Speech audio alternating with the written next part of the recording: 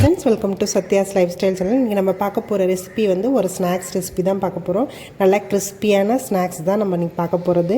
இது வந்து நல்லா ஒரு ஏர்டைட் கண்டெய்னரில் வெளியில் வச்சு நம்ம 1 வீக் வரைக்கும் இது நல்லா யூஸ் பண்ணலாம். நல்லா கிறிஸ்பியாக இருக்கும். இதில் ஓமம் எல்லாம் சேர்ந்து வரும்போது டேஸ்ட் இன்னும் சூப்பராக இருக்கும், வாசமும் நல்லாயிருக்கும். இது எப்படி பண்ணலான்றதை பார்க்கலாம்.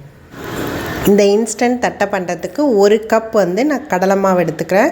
1/4 கப்புக்கும் கொஞ்சம் ஒரு 2 ஸ்பூன் கூட அரிசி மாவு எடுத்துக்கிறேன். 1/2 கப்புக்கு கம்மியாக இருக்கணும். 1 ஸ்பூன் மிளகாத்தூள் எடுத்துக்கிறேன். எள்ளு வந்து 1 ஸ்பூன் போல் சேர்த்துக்கிறேன்.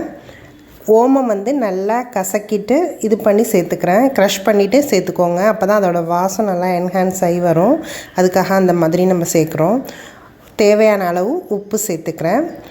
இது எல்லாத்தையுமே நல்லா மிக்ஸ் பண்ணிக்கலாம். அதுக்கு முன்னாடி இதில் கொஞ்சமாக பெருங்காயத்தூள் சேர்த்து நல்லா மிக்ஸ் பண்ணிவிட்டு அதுக்கு பிறகு தான் இதை வந்து நம்ம சப்பாத்தி மாவு பதத்துக்கு பிசைஞ்சு மாவை நல்லா மிக்ஸ் பண்ணியாச்சு. நல்லா சூடாக காய்ச்சின எண்ணெயை இதில் சேர்த்துக்கிறேன். 1 குழிக்கரண்டி போல் எண்ணெய் வந்து நான் சேர்த்து எடுத்துக்கிறேன். இதை நல்லா மிக்ஸ் பண்ணிக்கலாம். எல்லா மாவுலையும் படுற மாதிரி நல்லா மிக்ஸ் பண்ணிக்கணும்.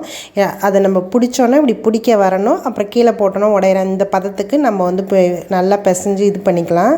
இதுக்கு பிறகு கொஞ்சமாக தண்ணி விட்டு, நிறைய தண்ணி விட்டுற வேணாம், தேவையான அளவுக்கு பார்த்து கொஞ்சமாக தண்ணி விட்டு சப்பாத்தி மாவு பதத்துக்கு நான் இதை பிசைஞ்சு எடுத்துக்கிறேன். சப்பாத்தி மாவு பதத்துக்கு பிசைஞ்சு எடுத்த பிறகு இதை வந்து ஒரு 15 மினிட்ஸ் போல் ஊற வச்சிடுறேன். 15 மினிட்ஸ் கழித்து நம்ம சப்பாத்தி எப்போதும் எப்படி திரட்டுறோமோ அந்த மாதிரி திரட்டிக்கலாம்.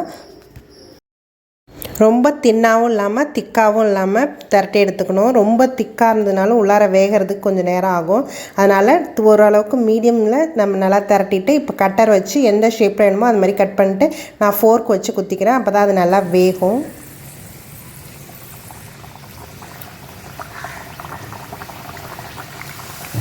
மீடியம் ஹீட்லேயே வச்சு நம்ம பொரிச்சு எடுத்துக்கலாம் எல்லாத்தையுமே.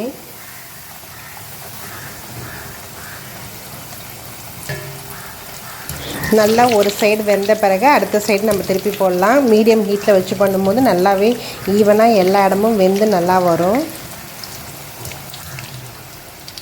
நல்லா கோல்டன் ப்ரௌன் கலர் வந்தோடனே நம்ம எடுத்துடலாம். ஈவனாக எல்லா இடமும் வேகணும். அதனால் எப்பயுமே நம்ம பண்ணும்போது மீடியம் ஹீட்டில் வச்சே பண்ணலாம்.